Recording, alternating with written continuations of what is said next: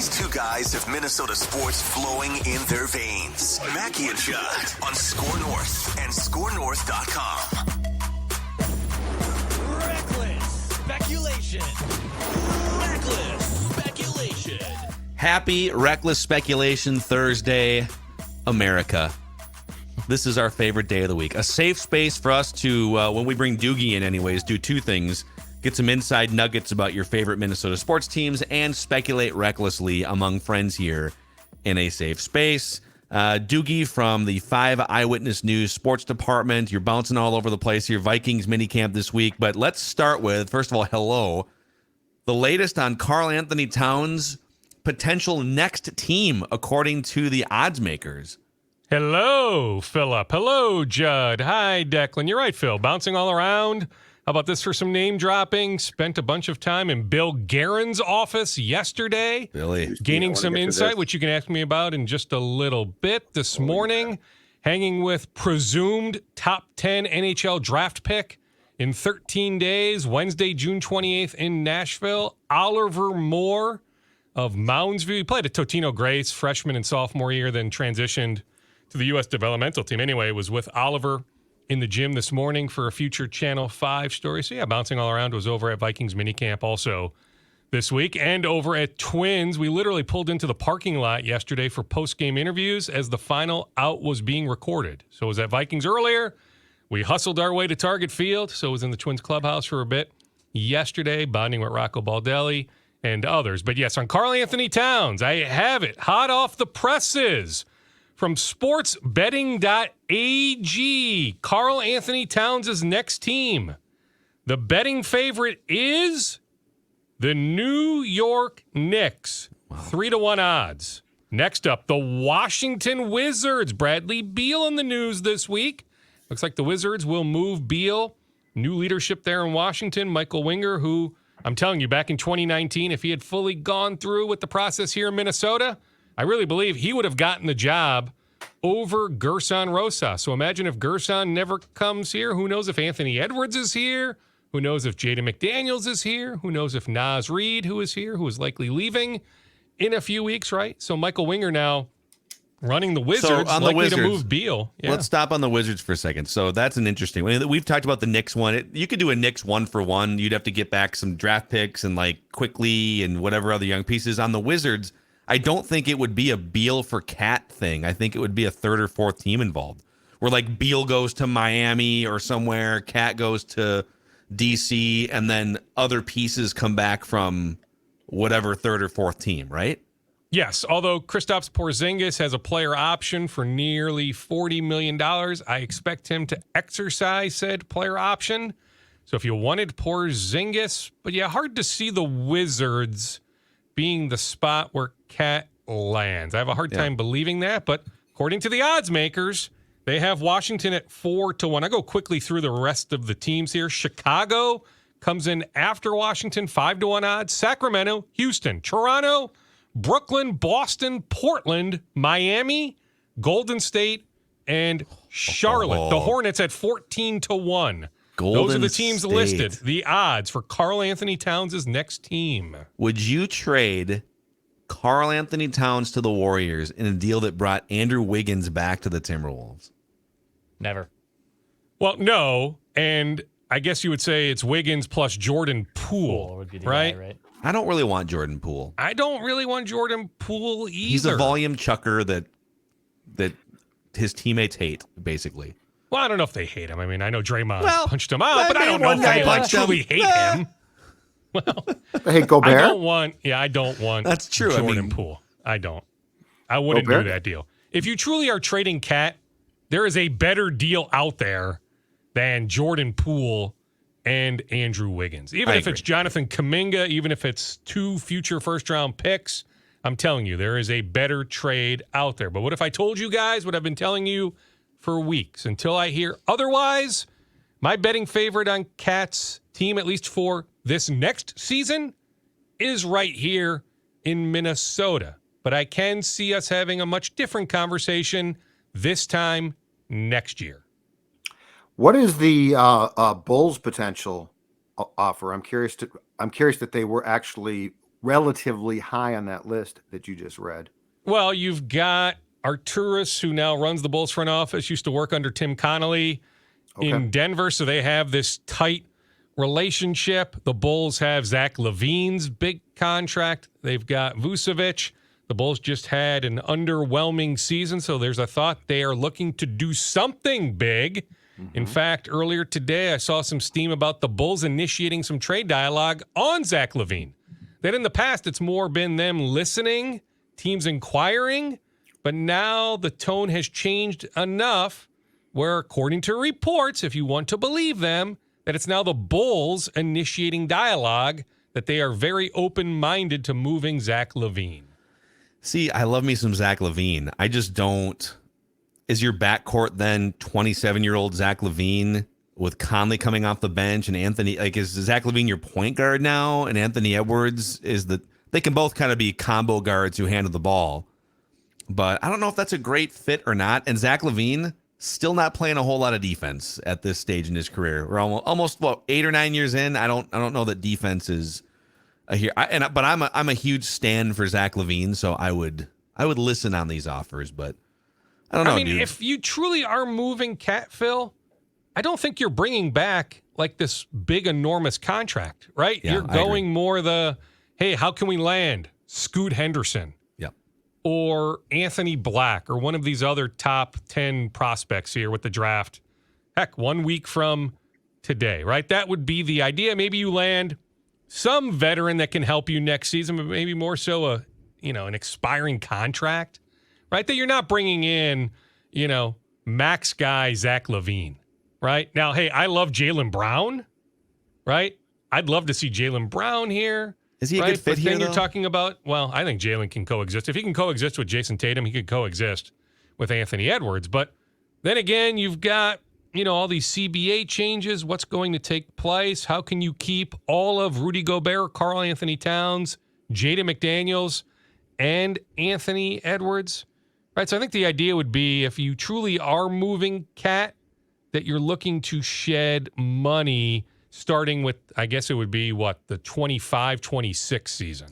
Yeah, and that's the appeal of... Or the 24-25 season, actually, yeah. If you can get the second or third pick, and both seem to be somewhat open for business, by the way, but the third pick in particular, and this is where I think the Damian Lillard domino, it sets everything. If either way, right? Like, if Lillard says, no, I am for sure staying in Portland, and then the third pick is being traded, now the Heat move off Damian Lillard and into something else. Maybe they move to, to me, the Heat, Pat Riley, what is he, 80 now? Pat Riley probably has one Godfather offseason left as the overlord of the Miami Heat. And Damian Lillard would be an amazing fit and upgrade for that team. You'd have a guy that can score next to Jimmy Butler, an energy guy, one last hurrah. But if they don't land Damian Lillard, do they then turn to Bradley Beal? Like, to me, the Heat and the Blazers are almost like the gates opening for the NBA offseason. And there's some other tentacles too. What are the Warriors going to do now that Bob Myers is gone? But there's so many dominoes that need to fall before you get to any sort of Timberwolves discussion. But those might start falling in the next week, Doogie, because the draft is a week from today. It's coming up that fast. I know. I mean, I do think Miami, to me, Beal to Miami makes all sorts of sense, right? With Tyler Hero ending up in Washington, or if you involve a third team, Tyler Hero is a really good trade chip who just signed an extension, so you have him under team control for multiple more years. They have some future firsts. They could pedal. There's some other things Miami could do as well. But with Tyler Hero, heck, one of the best, sixth men in the league this past year, can start clearly. Tyler Hero, good player, young player, coming off an injury, but nothing that should be, career altering or anything crazy. To me, that makes a lot of sense. Beal to Miami, Hero, and other pieces to Washington. I will tell you, Phil, 1 week out from the draft, I brought up his name, the Arkansas guard, Anthony Black, just because the Wolves did have an interview with him, which I found interesting, at the Combine in Chicago a month ago. So clearly they were doing their due diligence on this lottery pick. So I asked somebody close to Black earlier this week, hey, any follow-up work the Wolves on Black? This person told me no. So maybe either the Wolves have the book on black, and if they can acquire a top 10 pick, great, or the Wolves just realize, hey, there is no logical pathway to us acquiring a top 10 pick. Yeah. So, Dukes, on your conversation, which we discussed while bonding at the mini camp yesterday, you had spent time in the office of one Bill Guerin, who Declan likes to frequently call a friend of the show. And you gave me one, it's not a bombshell, but a very interesting takeaway. What was that, and what do you think it means? Yeah, so the Wild have this assistant coach opening, right, with Brett going to coach the Iowa Wild. And so, okay, I wanted to hit Bill on that. I mean, that's front and center. Sure, there's other business that's front and center. The draft 13 days out. The Wild have pick 21. As you look ahead, Gus, the goalie, what his next contract will look like, Alex Goligoski's future. Do you re-sign Ryan Reeves, right? I mean, there's all sorts of questions on Bill's mind, but front and center, very, very, in the moment is, hey, him and Dean Evison want to wrap up the hiring of an assistant coach. So what Bill told me is he wants somebody, Dean as well, I guess maybe Bill has convinced Dean of this, that they want to bring somebody on board that has previous head coaching experience. So I turned to you, Judd, and said, hey, this coach that was just let go by the Nashville Predators. You know infinitely more than I do about him, Judd. But he is out there. He has not landed another head coaching job. Yeah. Would he be a fit here in Minnesota? He probably would be, because I'm trying to think. So Dean was in the Predators organization for quite some time as the Milwaukee coach. John Hines has been around. He coached the Devils at one point. He's bounced around. I found that to be intriguing, because if they're trying to find a coach with an assistant coach with NHL head coaching experience, that to me opens the door for, especially if Dean's not super tight with the person, that's interesting. That's the first time that you're going to have, because although he hadn't coached previously in the National Hockey League, when Paul Fenton brought Dean in to be behind Boudreau, it was an intriguing move because Dean was up and coming at the time.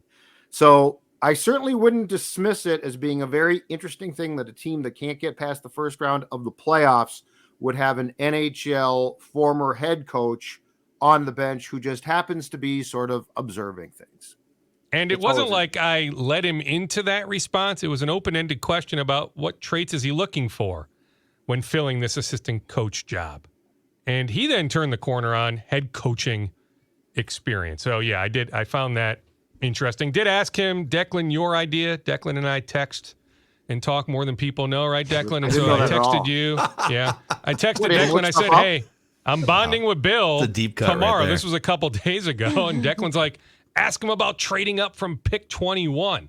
Well, I think there's some genuine interest, Declan, in them moving up from pick 21. But Bill also said, hey, the depth of this draft, it's good. You're going to get a really good player at pick 21. But let me advance it even further, Declan. So after spending some time this morning with Oliver Moore, U.S. developmental team, Twin Cities native, Reckless future speculation. Gopher, center, right? Has a two-way game, perhaps the best skater in this draft class. Could the Wild perhaps find a way to land Oliver Moore in 13 days?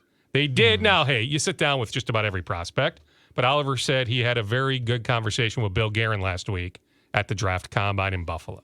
I'll throw out some more reckless speculation here on that assistant coach front, Judd, too. Here's a name I think we should probably look at. What about Dan Bleisma, the former Penguins coach that won cups with them?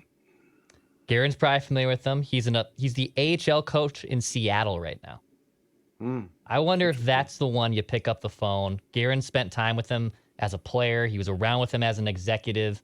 Connecting dots there, actually, I think that makes a lot of sense. That's intriguing. I have heard that he is an extremely polarizing character, which I'm curious if Bill likes him or does not. That's true. But yeah, that would be the type of person. That would definitely. And we are now, I think we're near the conclusion. I don't know if there's jobs still out there of the roulette wheel that spins in the offseason every year.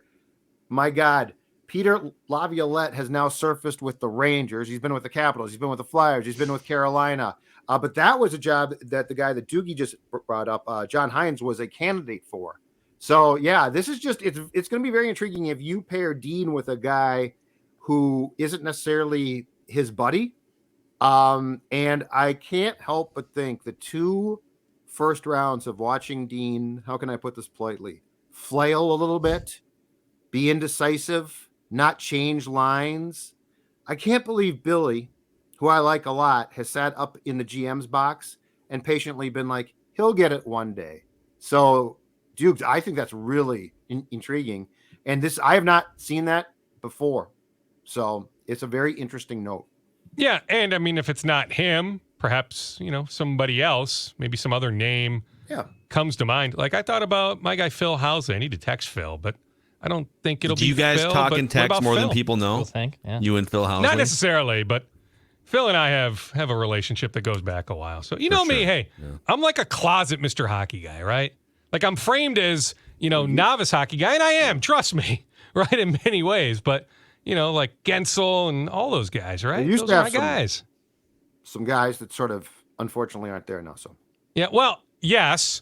I'll also say, Phil, and I think you know this, Phil, like of the 4 main sports, hockey guys are the best to deal with.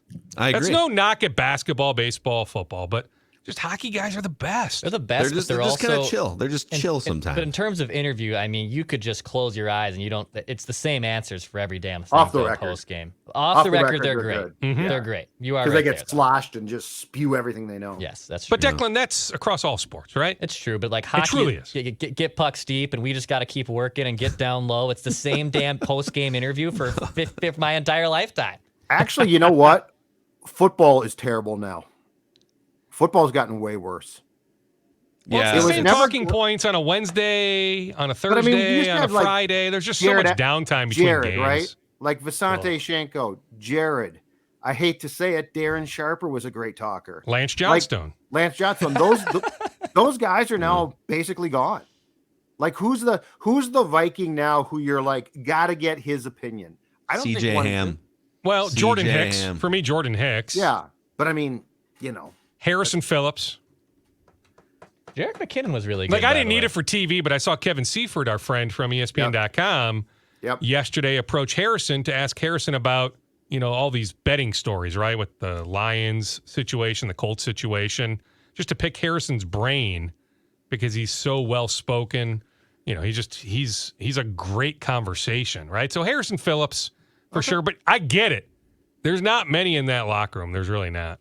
By the way, if Dean Evison finds himself in need of a job at some point, Burnsville Heating and Air is hiring. And if you're a fast learner, even if you don't really know anything about HVAC systems, you can get great training on the job by the pros. All levels of experience are being hired right now by Burnsville Heating and Air. So if you're searching for a great summer job, or maybe you're a recent college grad, you can check them out. Join the rapidly growing team of heating and cooling experts for over 35 years.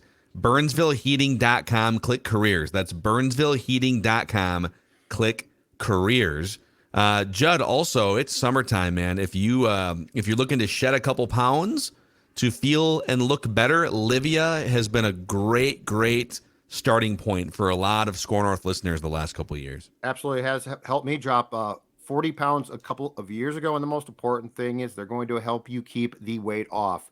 And there's, as Phil just said, a bunch of people that watch Score North who have joined. And guess what? It's worked. I've gotten so many notes from folks saying, I feel great. I look great. And it's thanks to this program. If you are thinking about trying to lose weight right now, have I got a deal for you? 8 weeks for free. First 8 weeks are free. All you have to do is call them 855-GO-LIVEA. Livia.com, LIVEA.com, inside the state or outside. It can work because if you're a Score North fan in Florida, guess what? Everything can be done virtually. It's that simple. LIVEA, Livia.com. Check them out. Get started today on the new you. Hey, real quick, Beautiful. back to the cat thing for a second, then we'll empty the scoop bag. Yeah. So our guy we all have worked with and like Joe Nelson from Bring Me the News, I feel like he's taking some shots across the bow here a little bit. I want to read. He just posted this. Tiny Joe? Just posted this at Bring Me the Score North? News. Well, I think it's Joe Score Nelson North. stirring the pot? No way. What So- does he got? Cat put out I saw this. The Cat was on the Pat Bev podcast, and the quote that's been making the rounds the most is that when I hang it up, a lot of people are going to say that I changed the game. And he's talking about, playing basketball the way he does as a 7-footer. And we did an episode on this earlier today, dudes. We both kind of agree. Come on, dude. Like, until you win more than 4 playoff games, Dirk Nowitzki changed the game. Nikola Jokic changed the game for big men. Kevin Durant changed the game for big men. Like, you got to do it in May and June if you want to say things like this. And even if you do it in May and June, you don't really need to verbalize it like that. It's just kind of I don't know. It's lack of self-awareness for me. But Joe takes a different angle and says to bash a human and tear him down because he's not afraid to dream big is pathetic and shameful. If you're in this crowd, do some deep reflecting and try to figure out why you're miserable and incapable of seeing the good in people. Your thoughts? Yeah, Phil, why are you miserable? Well, there goes my scooch I'm from very Joe happy, Nelson by the now. way. Joe wrote that? Yes. Joe wrote that, yeah. Joe's on all one today, people. man. Of all people, Joe wrote? He's Really? going You for it. sure? He just took a. I think he chair wrote it shot just to to get the us back. going, right? Yeah, this I was was a going to say field he goal. doesn't knows us too believe, well. he doesn't believe Yeah. that for one No, second. I love Joe, but I think maybe You we are need to do some miserable, Phil. reflecting. Hey, you're miserable. Well, Judd was more mad than I was. Oh, well, dude, some You were crazy mad stuff. at the other quote. You were mad at what we The have Nuggets accomplished. What the Timberwolves have accomplished getting to the playoffs is more impressive than the Nuggets winning the championship because they had 4 years to gel. That was another one from the podcast. Ridiculous. Asinine. Now, I will say, you're right, Phil, on the lack of self-awareness.